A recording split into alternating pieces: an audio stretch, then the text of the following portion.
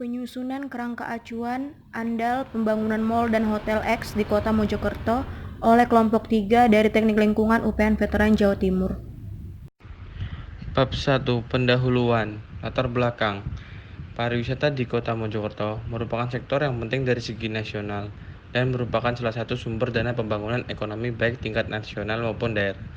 Karena menghasilkan pajak dengan ekonomi yang makin stabil dan mulai menunjukkan pertumbuhan serta meningkatnya pendidikan masyarakat, makin banyak bagi penduduk sekitar Mojokerto yang sadar akan pentingnya pariwisata sehingga membutuhkan pelayanan dari berbagai sektor yang memadai. Rencana pembangunan Mall dan Hotel X di Mojokerto direncanakan akan dibangun di lokasi Jalan Benteng Pancasila nomor 9, Margilo, Balongsari, Kecamatan Magersari, Kota Mojokerto dengan luas bangunan hotel 1055,04 meter persegi. Adapun rencana dan konsep hotel yang akan dibangun di atas gedung Mall Mojokerto dengan jumlah kamar sekitar 102 kamar. Mall dan Hotel X memiliki batas wilayah utara dengan Jalan Raya Selatan, dengan persawahan barat, dengan pusat perbelanjaan timur, dengan persawahan. Mengingat lokasi hotel yang dekat dengan tempat pemukiman penduduk, maka rencana kegiatan tersebut wajib dilengkapi dengan analisis mengenai dampak lingkungan atau AMDAL.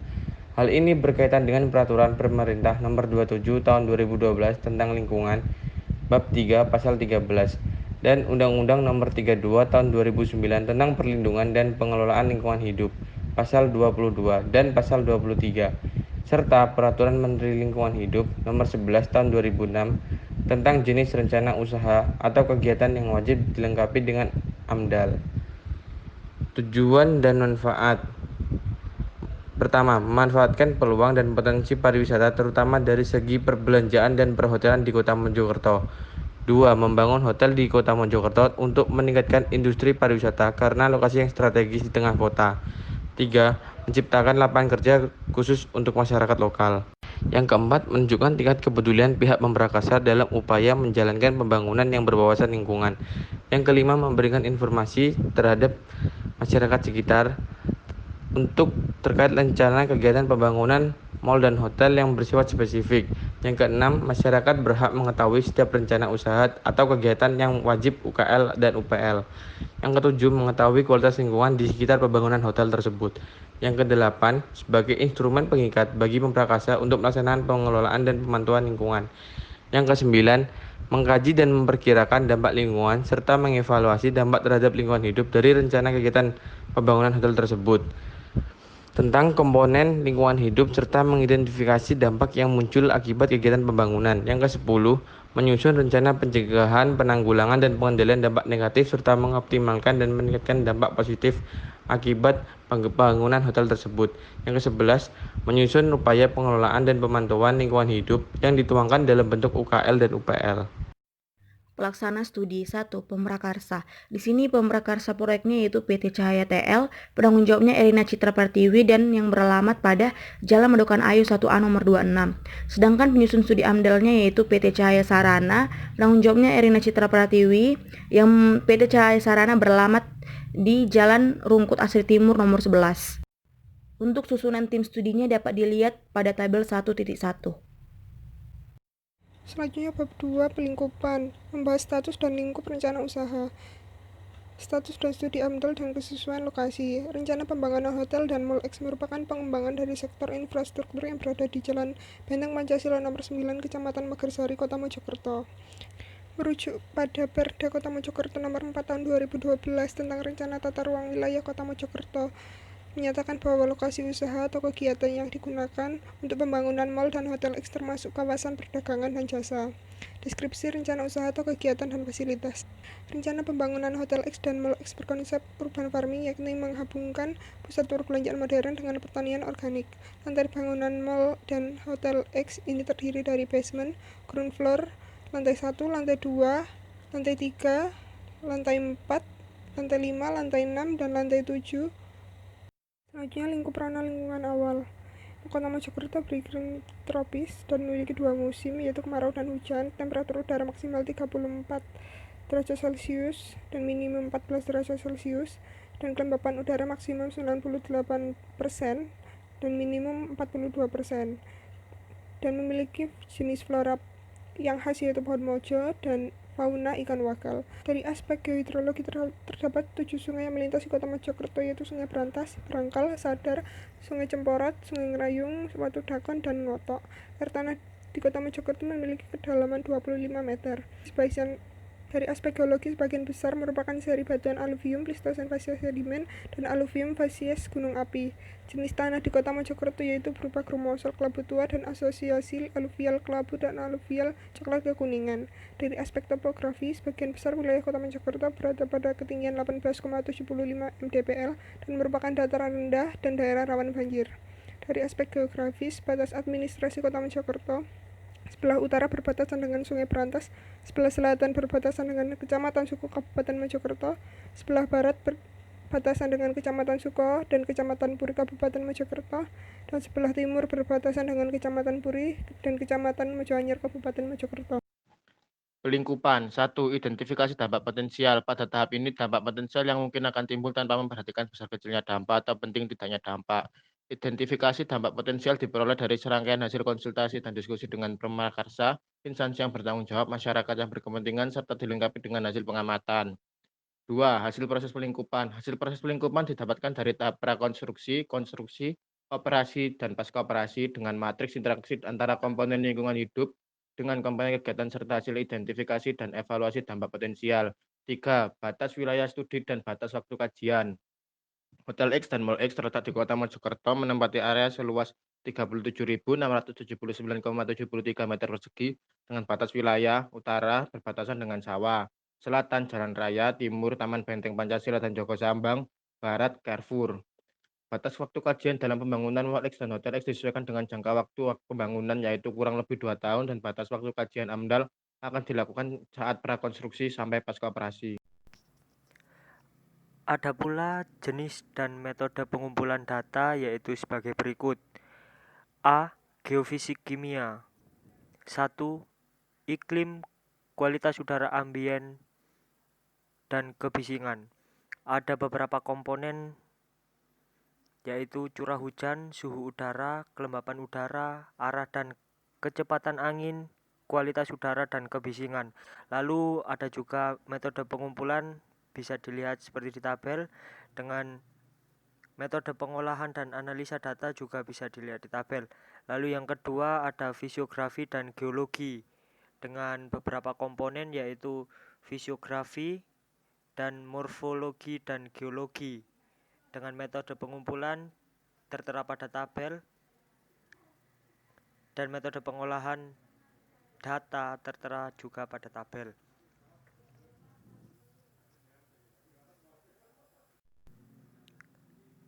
Tiga, hidrologi dengan komponen kualitas air permukaan dan air tanah.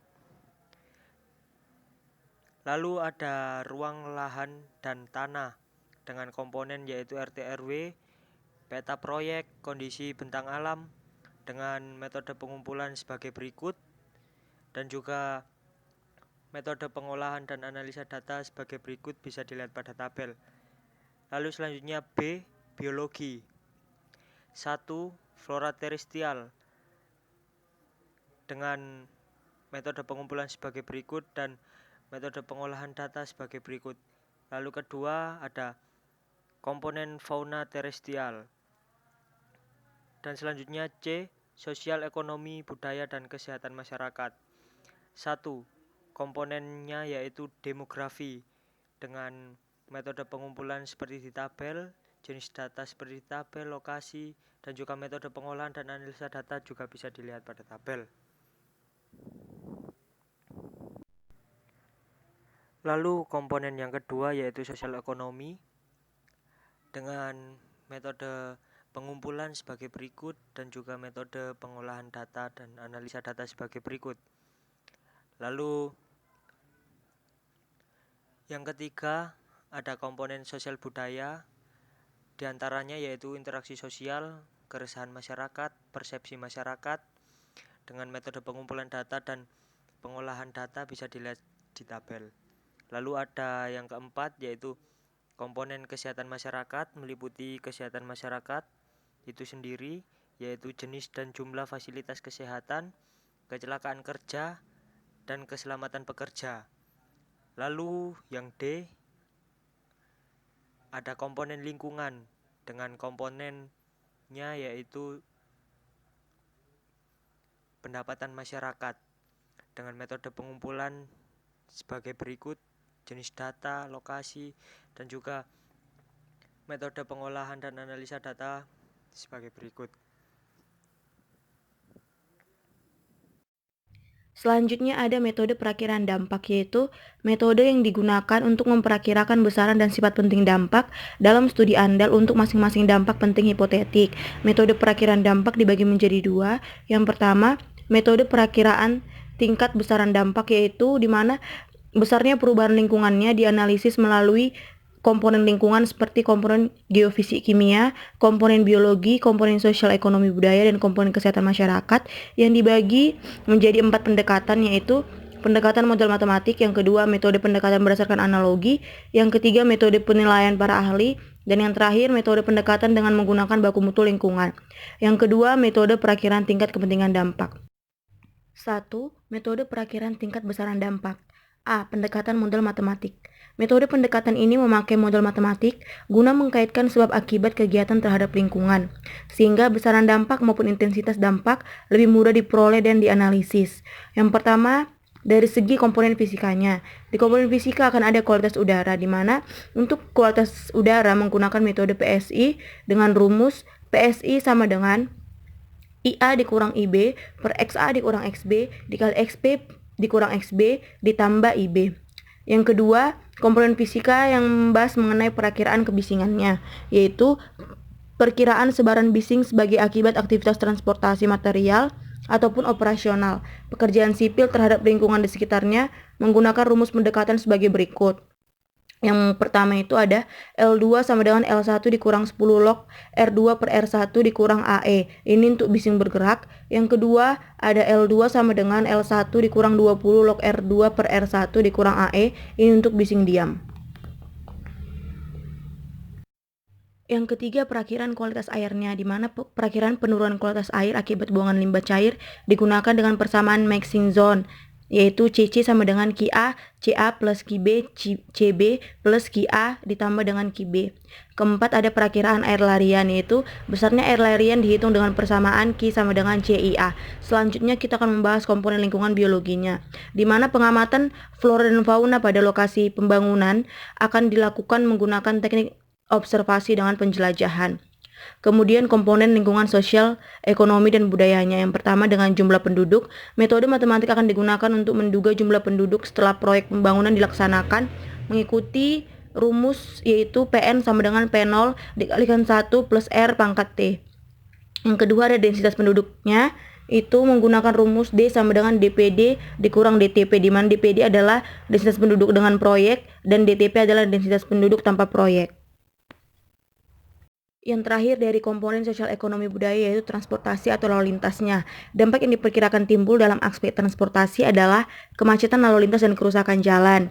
Dalam hal ini seperti pada proses pembangunan, yaitu pengangkutan barang-barang yang diperlukan untuk lokasi pembangunan. Kemudian komponen lingkungan kesehatan masyarakat. Berdasarkan dampak untuk komponen lingkungan kesehatan masyarakat, menggunakan metode analisis risiko kualitatif dan kuantitatif, analisis biaya dampak kesehatan, dan analisis perubahan perilaku masyarakat terhadap dampak kesehatan.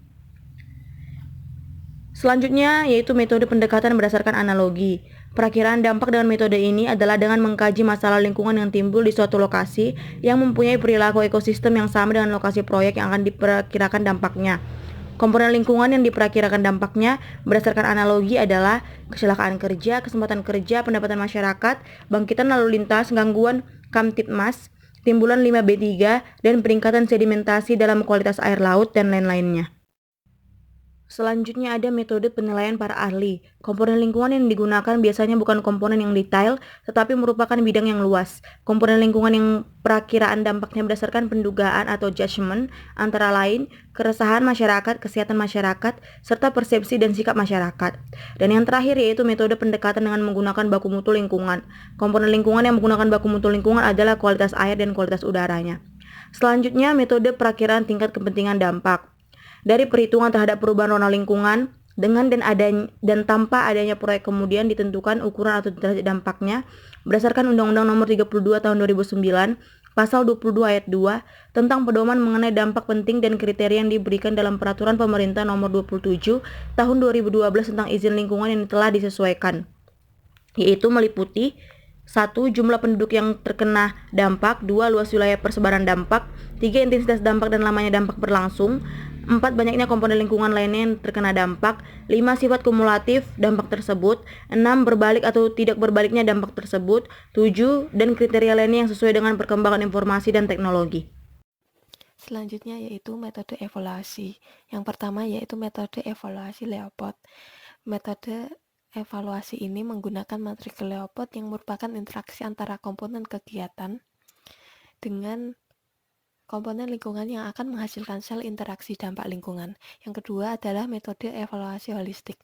Evaluasi ini menggunakan bagan alir yang nantinya dapat diketahui dampak yang paling sering muncul, komponen lingkungan yang paling banyak terkena dampak, serta komponen kegiatan yang paling banyak menimbulkan dampak. Yang terakhir adalah metode evaluasi telaah sebagai dasar pengelolaan. Evaluasi ini menerapkan ada hubungan sebab akibat antara rencana usaha atau kegiatan dan rona lingkungan hidup dengan dampak positif dan negatif yang mungkin timbul atau mungkin saja dampak besar dan penting timbul dari rencana usaha dan atau kegiatan itu dilaksanakan di lokasi yang terlalu padat manusia atau pada tingkat pendapatan dan pendidikan yang terlampau rendah, bentuk teknologi yang tak sesuai, dan sebagainya.